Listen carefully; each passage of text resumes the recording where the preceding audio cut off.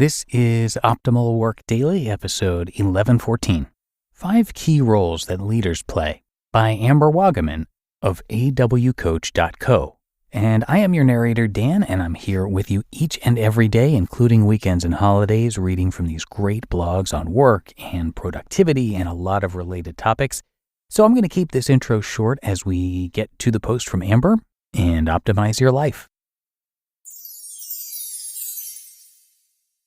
5 Key Roles That Leaders Play by Waugaman of AWCoach.co. Leaders play many roles, and you may be transitioning between these roles unconsciously and unintentionally. Perhaps you're overdoing one role and underutilizing another role, or you don't recognize all of the different roles that you can perform.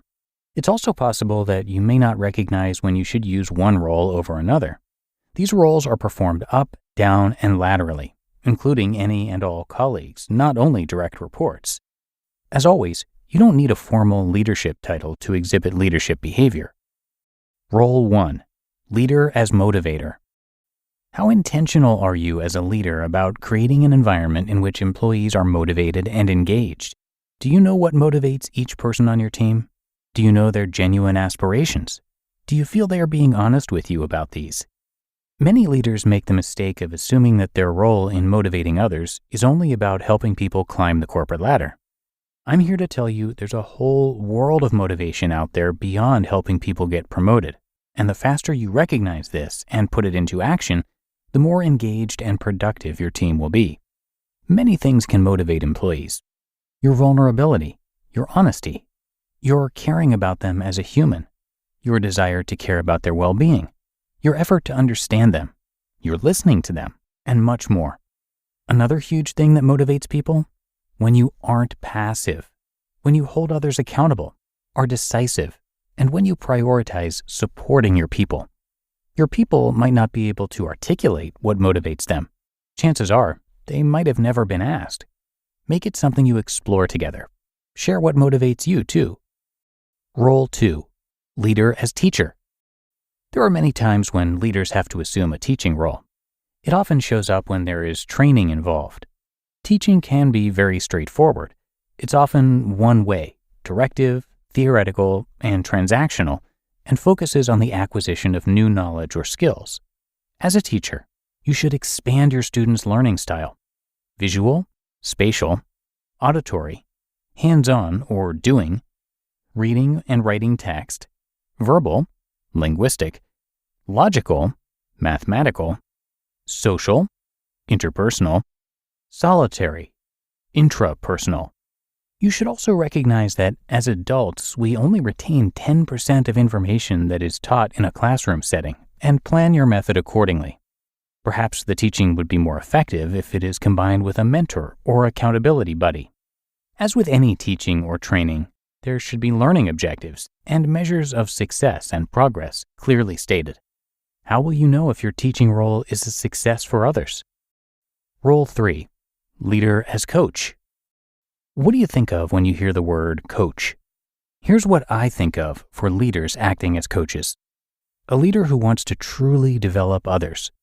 A leader who is choosing to drop the command or directive style and choosing to adopt the "I want to develop you" style.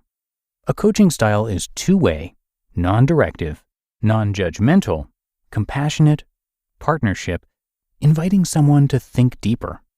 This leadership role is often extremely motivating and engaging for others who are on the receiving end. To do this effectively, the leader must not be attached to an end outcome. Unfortunately, this role is rarely used by leaders. Here are some examples of the leader as a coach. Understand the person's current reality and how they are perceiving it. Develop awareness in decision-making and problem-solving. Allow the other person to present their method of thinking and solutions before you tell them yours.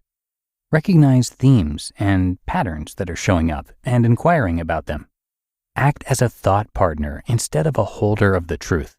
Get people to think for themselves. Seek what the person already knows and is capable of doing, and believe in the person's potential and resourcefulness. Coaching is done by asking powerful, open-ended questions, listening to understand, not to respond, and having the ability to see a bigger picture and inviting someone to see it too. It's something that requires a fair amount of patience, and leaders often overlook it because they are too busy, and it's faster to provide the answer or the direction. While that may be true in the short term, you're missing out on the insane long-term benefits of this role. Acting as a coach promotes critical thinking, expanded perspectives, as well as growth and development. Additionally, acting as a coach will naturally secure the person's buy-in because they weren't told or directed. They got there themselves and are choosing it. Role 4. Leader as role model. A leader is a very important role model in an organization. People look up to leaders to provide guidance, motivation, development, vision, perspective, and more. Are you acting as a role model? Do you see yourself as a role model? Are you leading by example? Do your actions match your words? Do you practice what you preach? Do others respect you as their leader? Are you the leader that people want to follow? Do you care about being a role model? And role 5, leader as a doer. Something I hear consistently day in and day out from clients and connections is that their leader is very passive, avoids making decisions, avoids holding others accountable, avoids standing up for their employees. All in all, a leader who is focused on moving forward the daily tasks and doesn't do much else to be a leader. These leaders are usually reactive to issues, complacent, okay with the status quo, and a product of their environment. Often, I hear about leaders who pass off decision-making duty or their own influencing tasks as an excuse to empower others and not have to do it. Yikes. Passive leaders are generally leaders who can't retain employees, and they are usually less noticeable at lower levels in the organization. Passive leaders at the top exist just as much, and they are much more noticeable, and their complacence and inaction affects more people. Passive and reactive leadership is very expensive for an organization and causes unnecessary stress, strife, and frustration to direct reports, peers, HR, and leaders. When you avoid conflict, supporting others, representing the interests of your team or department, operate reactively, and pass everything off as HR's responsibility, you are modeling that you aren't a leader. What do you think? Do you see yourself playing each of these roles? Remember, you don't have to have a leadership title to exhibit leadership behavior. Individual contributors and leaders can teach, coach, act as a role model, and motivate others. You just listened to the post titled 5 Key Roles That Leaders Play by Amber Waugaman of AWCoach.co. Thank you to HelloFresh. With HelloFresh, you get farm-fresh, pre-portioned ingredients and seasonal recipes delivered right to your doorstep. Skip trips to the grocery store and count on HelloFresh to make home cooking easy, fun, and affordable. That's why it's America's #1 meal kit. HelloFresh handles all the meal planning and shopping to deliver everything you need to cook up a tasty meal right at home. They do the hard part, and you get to take the credit. A new season calls for new meals, and HelloFresh has a fresh fall lineup of delicious dinners and more to choose from. Take your pick from 40 weekly recipes that suit your lifestyle, from veggie to family-friendly to fit and wholesome. And my favorite part? HelloFresh is actually significantly less expensive than both takeout and grocery shopping. So HelloFresh has managed to save me time, health, and a little moolah. So go to HelloFresh.com/50OWD and use the code 50OWD for 50% off plus 15% off the next 2 months. Go to HelloFresh.com/50OWD and use code 50OWD for 50% off plus 15% off the next 2 months. Effective ad spend that results in verified, incremental sales is more important than ever. That's why you need the Ibotta Performance Network.